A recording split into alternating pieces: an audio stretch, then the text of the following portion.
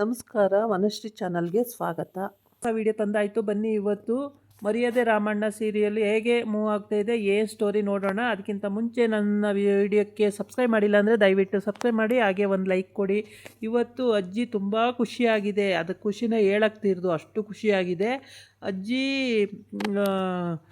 ಜಯ ಆ ಕಡೆ ಸಿಟ್ಕೊಂಡು ಹೋಗಿದ್ದಾಳೆ. ಜಯನ ಗಂಡ ನಾಪತ್ತೆ, ಎತ್ಲಾಗ ಹೋದ್ನೋ ಗೊತ್ತಿಲ್ಲ. ರಾಮಣ್ಣ ಒಂದು ಕಡೆ ನಿಂತಿದ್ದಾನೆ. ಐಶ್ವರ್ಯ ಹೋಗಿ ರೂಮಲ್ಲಿ ಸೆಟ್ಲಾಗಿದ್ದಾಳೆ. ಮನೆಯೆಲ್ಲ ಅಯ್ಯೋ ಏನೋ ಅಲ್ಲೋಲ ಕಲ್ಲೋಲ ಆದಂಗೆ ಆಗೋಗಿದೆ. ಆದರೆ ಅಜ್ಜಿದಂತೂ ಖುಷಿಯೋ ಖುಷಿ. ಮೊಮ್ಮಗಳು ಪಕ್ಕದಲ್ಲಿ ನಿಂತಿದ್ದಾಳೆ, ಮಗಳು ಎಲ್ಲೋ ಒಳಗೆ ಸೇರ್ಕೊಂಡಿದ್ದಾಳೆ. ಆಮೇಲೆ ಮೊಮ್ಮಗಳಿಗೆ ಹೇಳುತ್ತೆ, ಐಶ್ವರ್ಯಗೆ ಒಂದು ಸೀರೆ ತಂದುಕೊಡೋ ರಾಮಣ್ಣ, ಒಂದೆರಡು ಸೀರೆ ತಂದುಕೊಡು ಅಂತ ಹೇಳುತ್ತೆ. ಐಶ್ವರ್ಯಗೆ ನಾನು ಹೋಗಲ್ಲ, ಹೋಗಿ ಮುತ್ಕೋ, ನಾನು ತರಗಿರಕ್ಕೆ ಹೋಗಲ್ಲ, ನಂಗೆ ಅದೆಲ್ಲ ಗೊತ್ತಿಲ್ಲ ಅಂತ ಹೇಳ್ತಾನೆ. ನೀನು ತರದೆ ಇನ್ಯಾರೋ ತಂದುಕೊಡ್ತಾರೆ, ನೀನೇ ತಂದುಕೊಡ್ಬೇಕು, ಹೋಗೋ ತಂದುಕೊಡು ಅಂತ ಹೇಳುತ್ತೆ. ಅದಕ್ಕಿಲ್ಲ ಇಲ್ಲ ನಾನು ಹೋಗಲ್ಲ, ನಾನು ಹೋಗಿ ಎಂಥವು ತರಲಿ, ನಂಗೆ ಗೊತ್ತಿಲ್ಲ ಅವೆಲ್ಲ ಅಂತ ಹೇಳ್ತಾನೆ. ಆಮೇಲೆ ಸದ್ಯಕ್ಕೀಗ ಹೋಗಮ್ಮ ನೀನು ಒಂದು ಸೀರೆ ತಂದುಕೊಡು ಅಂತ ಹೇಳುತ್ತೆ. ಹೋಗಜ್ಜಿ ನಾನು ಕೊಡಲ್ಲ ಅಂತ ಅವಳಂತಾಳೆ ಮೊಮ್ಮಗಳು.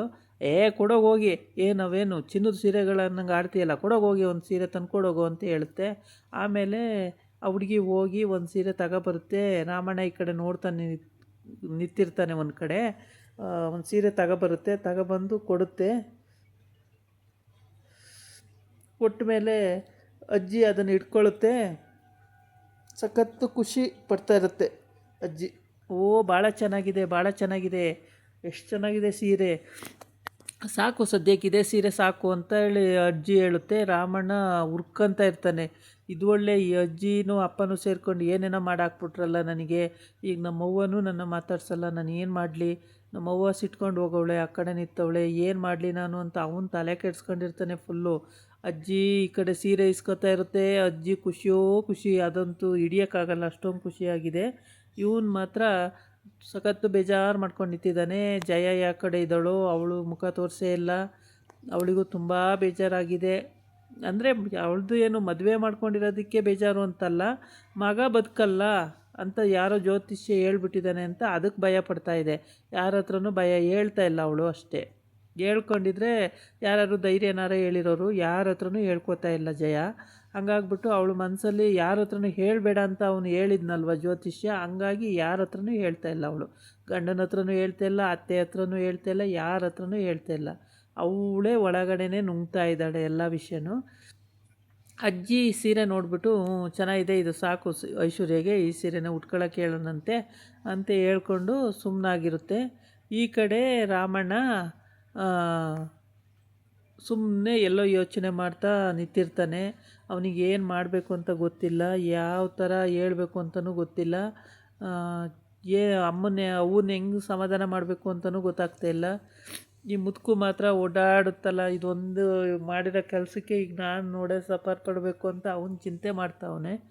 ಹಿಂಗಾಗಿ ಅವನ ಫ್ರೆಂಡ್ಸ್ ಎಲ್ಲ ಬಂದಿದ್ದಾರೆ. ಅವನ ಫ್ರೆಂಡ್ಸ್ ಹತ್ರನೂ ಸರಿಯಾಗಿ ಮಾತಾಡ್ತಾ ಇಲ್ಲ, ಬೇಜಾರಾಗೋಗಿದೆ. ಈ ಕಡೆ ಬಂದು ಜಯ ಅಲ್ಲಿ ಸಿಗ್ತಾಳೆ, ಆಚೆ ಹಿಂದ್ಗಡೆ ಇರ್ತಾಳೆ. ಅಲ್ಲಿಗೆ ರಾಮಣ್ಣ ಹೋಗ್ತಾನೆ. ರಾಮಣ್ಣ ಹೋಗಿ, ಯಾಕವ್ವ ಬೇಜಾರು ಮಾಡ್ಕೊಂಡಲ್ಲವ್ವ, ನೀನು ಹೇಳಿದ್ದಕ್ಕೆ ನಾನು ಹಿಂಗೆ ಮಾಡಿದೆ, ನಂಗೆ ಏನವ್ವ ಗೊತ್ತು ಅದೆಲ್ಲ ಅಂತ ಹೇಳ್ತಾನೆ. ಸರಿ ಈಗ ಆಗೋಯ್ತು ಮಗ, ನಾನು ಹೇಳೋದು ಮಾತು ಕೇಳ್ತೀಯಾ ಅಂತ ಹೇಳ್ತಾಳೆ. ಹೇಳವ, ಅದು ಏನು ಕೇಳಬೇಕು ಹೇಳವ ಅಂತ. ಏನು ಹೇಳಬೇಕು ಅಂತಂದರೆ, ಹೆಂಗೆ ಹೇಳೋದು ಮಗ, ಹೆಂಗೆ ಹೇಳೋ ನಾನು, ಹೆಂಗೆ ಹೇಳೋ ಅಂತ ಸುಮಾರು ಹೊತ್ತು ಯೋಚನೆ ಮಾಡ್ತಾಳೆ. ಎಷ್ಟು ಯೋಚನೆ ಮಾಡಿದ್ರೂ ಒಳೆಯೋದೇ ಇಲ್ಲ. ಕೊನೆಗೆ ಹೇಳಲೇಬೇಕಾಗುತ್ತೆ. ನನಗೆ ಇನ್ಯಾವತ್ತೂ ಐಶ್ವರ್ಯನ ಮೈ ಮುಟ್ಟಲ್ಲ ಅಂತ ಭಾಷೆ ಕೊಡು ಅಂತ ಕೇಳ್ತಾಳೆ. ಅದಕ್ಕೆ ಅವನು ಹೆಂಗೆ ಕೊಡೋಕ್ಕೆ ಸಾಧ್ಯ, ಚೆನ್ನಾಗಿ ನೋಡ್ಕೊತೀನಿ ಅಂತ ಅವ್ರ ಅತ್ತೆ ಹತ್ರ ಭಾಷೆ ಕೊಟ್ಟು ಬಂದಿದ್ದಾನೆ. ಇಲ್ಲಿ ಅಮ್ಮ ಈ ಥರ ಭಾಷೆ ಕೇಳ್ತಾವಳೆ, ಯಾರ ಹತ್ರ ಹೆಂಗೆ ಅಂತ ಹೇಳ್ತಾನೆ. ಏನು ಮಾಡೋಕ್ಕಾಗದೆ ಸುಮ್ಮನೆ ನಿಂತಿದ್ದಾನೆ. ಏನವ ಮಾತಾಡ್ತಾಯಿದ್ದೀಯ ನೀನು ಅಂತೇಳ್ಬಿಟ್ಟು. ಹೌದು ಮಗ, ನೀನು ಐಶ್ವರ್ಯನ ಇವತ್ತಿಂದ ಇನ್ನು ಸಾಯೋವರೆಗೂ ಯಾವತ್ತೂ ಮುಟ್ಟಲ್ಲ ಅಂತ ನನಗೆ ಭಾಷೆ ಕೊಡು ಅಂತ ಹೇಳ್ತಾಳೆ. ಅದು ಹೆಂಗವ ಸಾಧ್ಯ ಅಂತ ಅವನು ಕೇಳಬೇಕು. ಅಲ್ಲಿ ಅತ್ತೆ ಪಾಪ ನನ್ನ ಮಗಳನ್ನ ಚೆನ್ನಾಗಿ ನೋಡ್ಕೊತಾನೆ ಅಳಿಯ ಅಂತ ಅವಳು ಇಷ್ಟಪಟ್ಟು, ಏನೂ ಬೇಕಾಗಿಲ್ಲ ನೀನು ಒಬ್ಬ ಇದ್ದರೆ ಸಾಕು ಅಂತ ಕಳಿಸ್ಕೊಟ್ಟಿದ್ದಾಳೆ. ಇಲ್ಲಿ ನೋಡಿದ್ರೆ ಇವರಮ್ಮ ಜಯ ಈ ಥರ ಕೇಳ್ತಾ ಇದ್ದಾಳೆ. ಏನು ಮಾಡಬೇಕು ಅಂತ ಗೊತ್ತಾಗ್ತಾ ಇಲ್ಲ. ಸುಮ್ಮನೆ ನಿಂತ್ಬಿಟ್ಟಿದ್ದಾನೆ. ಜಯ ಭಾಷೆ ಕೊಡು ಅಂತಿದ್ದಾಳೆ. ಇದಾಗಿತ್ತು ಇವತ್ತಿನ ವಿಡಿಯೋ. ನಾಳೆ ಇನ್ನೊಂದು ವಿಡಿಯೋ ಜೊತೆ ಬರ್ತೀನಿ. ನಮಸ್ಕಾರ.